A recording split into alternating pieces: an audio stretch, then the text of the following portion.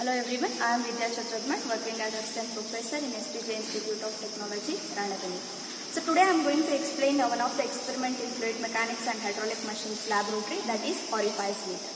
So before going to start with an experiment, you must know what you mean by the orifice meter. So here, whenever the flow is considered, we are having the two types of flow. One is the pipe flow and the open channel flow. So orifice meter as well as the venturi meters are the devices which is used to measure the coefficient of discharge whenever the water is flowing in a pipeline. So here the orifice meter, so in order to conduct this experiment, we need some of the observations here. So just observe this observation. So that is the area of the collecting tank we need. You just measure what is the area of the collecting tank. So then diameter of the main pipeline. So here diameter of the main pipeline is nothing but, so in the orifice meter, so we are having a circular plate installed in a pipeline which is having an orifice. So in the orifice we are having the two types, that is eccentric type of orifice as well as the concentric type of the orifice. So eccentric type is nothing but it is not exactly the center line of the pipeline. So concentric nothing but it is having exactly the center of the pipeline. So here in this experiment we are having the concentric type of the orifice. So that is the hole is exactly at the center of the flow of the pipeline. So first that is at the inlet we have to measure what is the diameter of the pipeline. So then we are having the orifice plate which is having the circular orifice. So at the orifice plate you have to measure what is the diameter of the orifice. So usually this diameter of the orifice, whatever we have provided, it is half of the diameter of the main pipeline. So then, as we know the diameter of the main pipeline as well as the orifice plate, you need to calculate what is the area of cross section of the pipeline as well as the area of cross section of the orifice plate, that is small letter A1 and small letter A2. So it is in terms of the meter square. So then, whatever the flow, it is flowing in a pipe flow. So whenever there is a difference in the cross section, there is a pressure drop. So because whenever the water is flowing from the larger diameter to the smaller diameter, so then the velocity increases, pressure will drop. So that in order to measure that pressure drop, we have installed the manometer, U2 manometer. So it is filled with some manometric liquid. You have to take what is the specific gravity of that manometric liquid, that is SN. So here we are using the CCl4 as a manometric liquid. So the specific gravity is 1.59. So then the specific gravity of the liquid flowing in the pipeline is nothing but water. So you have to consider the specific gravity of the water, that is 1. So these are all the initial observations so we need. So then we need the one's constant quantity for the calculation, that is C is equal to, this is what the formula. So here A1 is nothing but the area of main pipeline, A2 is nothing but the area of the orifice plate, and G is the acceleration due to gravity. So I have to compute the constant C. So here I have shown the longitudinal section of this orifice meter. So you can observe the pipe flow is there. So in this pipe we have provided an orifice plate here. So which is having a opening, that is the concentric type of the orifice provided here. So then it is connected with a manometer in order to take the pressure difference. So this is what the schematic representation. So we can observe the section 1 and section 2. Section 1 is nothing but inlet and section 2 is nothing but at the orifice plate. You need to take the reading. So this is what the brief explanation regarding the orifice meter of experiment. So let us move for the conduction of the experiment. So this is what an experimental setup of this orifice meter. So as I have explained earlier, so we can use this orifice meter for the determination of the coefficient of discharge. So in the pipe flow, it may be the liquid or it may be for the gases. So in case of the water treatment industries and the gas industry, so we are using this instrument for the determination of coefficient of discharge here. So you can observe there is an experimental setup. So you can observe here we are having the experimental setup for the two different diameter of the pipeline. So you can consider AD1. So here I have considered this pipeline. So it is having the some diameter. So you just observe this is what the experimental setup of the orifice meter. The inflow pipe is there here, which is having the some diameter. So then orifice plate, it is installed in this pipeline. So inside this we are having plate which is having the circular orifice, having the diameter exactly of the diameter of this main pipeline. So now whatever the type of orifice we have used, this is the concentric type of orifice, means it is provided exactly at the center line of this pipe.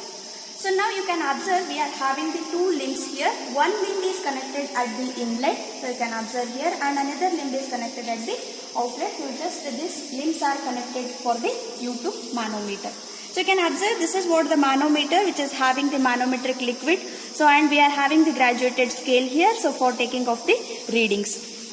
So you just observe the manometer here. So then we are having the controlling valve here. So through this we are allowed, or the discharge is controlled. And we are having the collecting tank. You just observe this collecting tank. Since it is a circular collecting tank, you just measure what is the diameter of the collecting tank and calculate what is the area. So and in order to take the time taken for the 20 centimeter rise, we are having the valve here. So you just close this valve and there is a piezometer. To take the collecting tank reading, we need to use this piezometer. So these are all what some of the parts in this orifice meter. So let us move for the procedure how you are going to conduct this experiment. So first you have to allow the discharge, minimum discharge, and you have to wait for the constant flow. So you have to wait 3 to 4 minutes. So whenever the flow is constant, so then you need to take the manometer reading. So before starting with an experiment, both the limbs we are having the same level. Whenever the discharge is allowed, so because of the difference in cross section area, there is a variation or there is a drop in pressure. So that pressure drop we can measure in the manometer. So after taking the manometer left limb reading and right limb reading, we have to move for the collecting tank reading and close the valve, and you can take the piezometer reading for the 20 centimeter rise. So similarly you have to conduct for the several trials. So this is what the procedure of this experiment. So let us move for the conduction. So in the observation, we need to take the diameter of the main pipeline as well as the orifice plate. So you just take the diameter of the main pipeline as well as the orifice plate. So then you have to take the diameter of the collecting tank for the calculation in the observation. So now let us see the conduction of this experiment. So you just open this valve for the initial discharge. So the valve is there. So you have to open this valve. And care should be taken, so whatever the trial you are continuing, the discharge should be, so uniformly you have to increase. So whenever you have opened this valve, you can observe in this manometer. If the water starts flowing in the pipeline, so because of difference in the cross section area in this orifice plate, we can observe the pressure difference. So that pressure difference it has been shown in the manometer. So you can observe there is a variation in the left limb reading as well as the right limb reading because of the pressure drop. So you have to note down what is the left limb reading H1 and what is the right limb reading in the manometer after the flow becomes constant.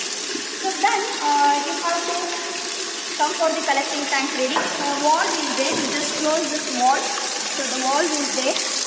Just close this valve for taking off the collecting tank reading. So whenever the valve has been closed, the water starts rising in the piezometer. So use the timer and you have to you have to wait for the 20 centimeter rise of the water in the piezometer here. So after taking off this reading, then you have to again increase this discharge. So uniformly you have to again increase the discharge, wait for the steady flow. So you can observe whenever the discharge has been increased, you can observe the difference in the manometer reading.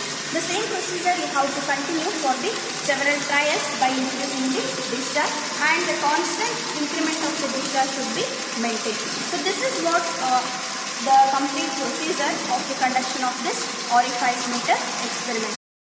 So let us move for the calculation part in this orifice meter. Just observe the tabular column. This is what the tabular column what we are used. So just observe there is a serial number is there. The number of trials what you have taken, you just note down in this column. So then there is a manometer reading. So as I have shown in the conduction of experiment, you have to take the left limb reading and right limb reading, that is H1 and H2. It is in terms of the centimeter here. So then you have to take the difference of these two readings. It is denoted by HM. So it is in terms of the centimeter here. So after this taking of this manometer reading, so whatever the value you have obtained for the different trials, you just note down in these columns. So then you have to calculate the equivalent head of water. So here, this is what the formula what we are used for the equivalent head of water. So SM is nothing but the specific gravity of manometric liquid, and SL is nothing but the specific gravity of liquid flowing in the pipe is nothing but a water. SMA I have explained, that is 1.59, and the specific gravity of water is 1. HM is nothing but the difference what you have calculated. Just substitute all this value, then you will get the equivalent head in terms of meter. So here there is a divided by 100 is there, that is therefore it is in terms of the meter. So then after for each the trial you have to take the collecting tank reading. So that is time taken for the 20 centimeter rise of the water in the collecting tank. So for all the trials you just write the 20 centimeter rise, and whatever the time taken for the each trial you just note down in this column. So the next calculation, it is the discharge, that is Q actual you need to calculate. This is what the formula, area into rise divided by time into 100. Area is nothing but area of collecting tank, R is the rise 20 centimeter. So then you calculate what is the Q actual, that is in terms of meter cube per second. So after calculating the actual discharge, you need to calculate the theoretical discharge. So theoretical discharge is equal to C into root of H. C is nothing but the constant. So what we have observed in the observation part, you just refer through that part, that is C value. You need to calculate or compute the C value first, then you have to substitute here, find out what is the Q theoretical. So then coefficient of discharge, it is having the CD is equal to Q actual divided by Q theoretical. So you just substitute the value, you will get the coefficient of discharge for all the trials. So then we are having some more two columns for the calibration purpose. You just calculate log QA. Log QA is here, the actual discharge. Log QA you need to find out, and log H is nothing but the equivalent head you need to find out. So you just note down all the values what you have obtained. So usually we will get the negative values for log QA and log H. Therefore we will obtain the nature of the graph in the third quadrant. So this is regarding the tabulation part. So the CD value for all the trials you just note down. So it is almost similar. So then we will move for the calibration part. So just observe here, this is what the Q actual, that is a QA equation, that is CD into Q theoretical. So the instead of CD, the remaining term it is indicates the Q theoretical value. So that is Q actual is equal to CD into Q theoretical. Just consider so this part as a K, therefore you just instead of that H raised to N, so remaining part you have to consider it as a K. Therefore QA is equal to K into H raised to N. So now you have to apply the log on both sides. So that is log QA is equal to log K. It is in the form of M raised to N. Therefore it is N log M. So this is what an equation, and we can use this for the check of this experiment also. Whatever the value you will obtain on the right and left hand side should be equal. So this is what the equation what we have obtained. So by this equation, so you can note down the K value now. So the remaining part, whatever the remaining portion is there, you have to write that as a K value. K is equal to this equation, CD into the remaining equation you have to consider. So now instead of you have to consider CD, the remaining part what we have learned, that is C, that is A1 A2 root of 2G divided by A1 square minus A2 square is nothing but your constant value. Therefore K is equal to CD into C here.